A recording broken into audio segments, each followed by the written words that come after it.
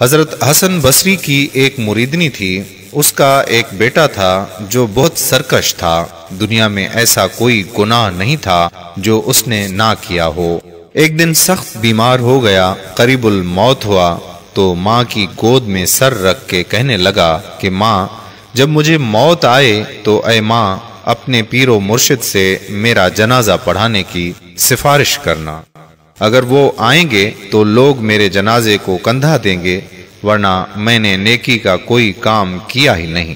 جب طبیعت بگڑنے لگی تو ماں حضرت حسن بصری کے پاس گئی کہ حضرت، میرا بیٹا موت و حیات کی کشمکش میں ہے، اس نے آپ سے جنازہ پڑھانے کی سفارش کی ہے۔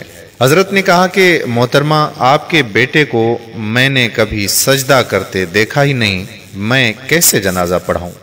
ماں بوجھل قدموں کے ساتھ ناکام واپس لوٹی اور بیٹے سے کہا کہ بیٹا، اگر زندگی میں میری ایک بات بھی مانی ہوتی تو آج میرے مرشد جنازہ پڑھانے سے انکار نہ کرتے۔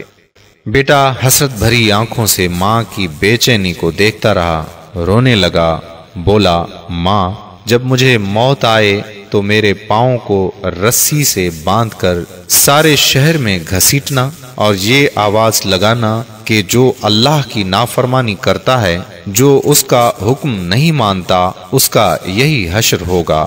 اور ماں، پھر مجھے دفنانا نہیں، مجھے اس شہر کی سب سے گندی جگہ پھینکنا تاکہ لوگ مجھ سے عبرت پکڑیں۔ دوستو، مزید بات کرنے سے پہلے پیارا اسلام کو لائک کریں، چینل کو سبسکرائب کریں اور ہماری دعا کا حصہ بننے کے لیے کمنٹ سیکشن میں اپنا نام ضرور تحریر کریں تاکہ آپ کا نام لے کر آپ کے لیے دعا کی جا سکے۔ تو بات کو آگے بڑھاتے ہیں۔ اس حالت میں اس لڑکے کو موت آئی اور روح پرواز کر گئی۔ وفات کے چند لمحوں کے بعد دروازے پر دستک ہوئی۔ ماں نے دروازہ کھولا تو دیکھا حضرت حسن بصری کھڑے تھے۔ کہنے لگے کہ میں جنازہ پڑھانے آیا ہوں۔ ماں بولی، حضرت، میرا بیٹا فوت ہو گیا، یہ صرف میں اور اللہ پاک جانتا ہے، آپ کو کیسے پتا؟ حضرت فرمانے لگے کہ جب آپ واپس آئیں تو میں تھوڑی دیر کے لیے سونے لگا تھا، میری آنکھ لگی اور نیند میں آواز آئی کہ آپ نے اللہ کے ایک دوست کا جنازہ پڑھانے سے کیسے انکار کیا؟ اللہ اکبر! یہاں ندامت کے دو آنسو کیا گرے، وہاں مغفرت کا فیصلہ ہو گیا۔ میرا رب بخشنے والا مہربان ہے۔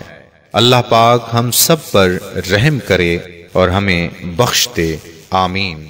ایک آخری بات عرض کرتا چلوں کہ اگر کبھی کوئی ویڈیو، قول، واقعہ، کوئی سچی کہانی یا کوئی اچھی تحریر وغیرہ اچھی لگے تو مطالعے کے بعد مزید تھوڑی سی زحمت فرمایا کریں، اپنے دوستوں سے بھی شیئر کر لیا کیجئے۔ یقین کیجئے کہ اس میں آپ کا بمشکل ایک لمحہ صرف ہوگا، لیکن ہو سکتا ہے کہ اس ایک لمحے کی اٹھائی ہوئی تکلیف سے آپ کی شیئر کردہ تحریر ہزاروں لوگوں کے لیے سبق آمیز